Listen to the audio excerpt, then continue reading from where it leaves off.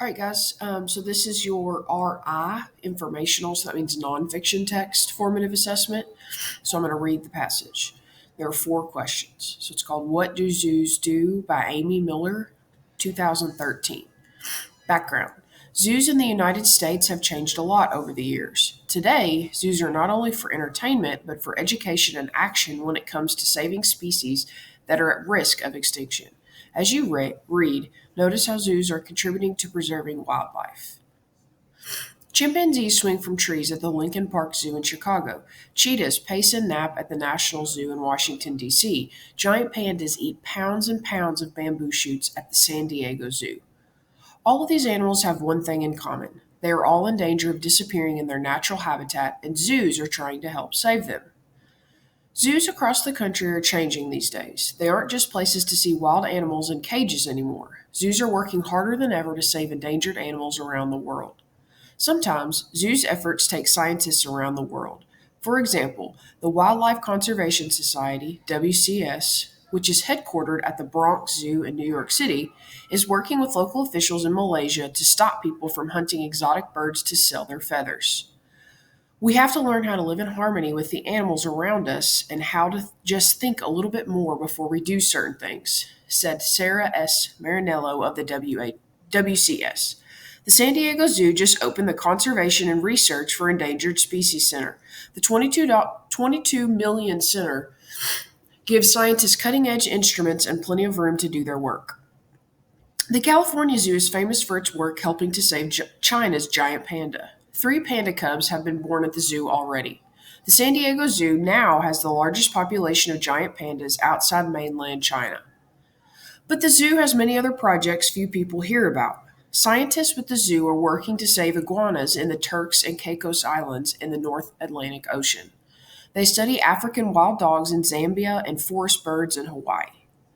Farmers in Africa think the spotted cheetah is an annoying pest, so they trap and kill them. Now, cheetahs are in danger of disappearing forever. The National Zoo in Washington, D.C. is trying to change that through the Cheetah Conservation Fund in Nambia, Africa. Scientists there are showing farmers that they don't have to kill cheetahs to keep them off their farms. Scientists at the Houston Zoo are working with people in Venezuela to save the tapir, an animal related to the rhinoceros that looks a lot like a pig. But it's hunted for its thick hides and it's losing its habitat in South American forests to development.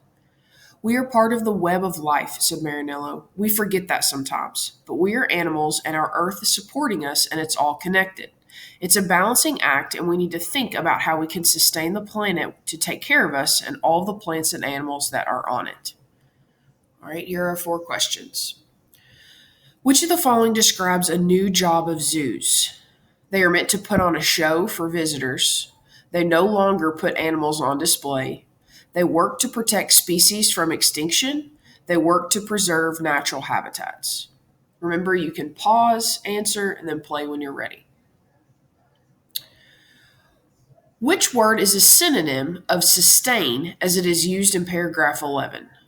Understand, destroy, comfort, preserve.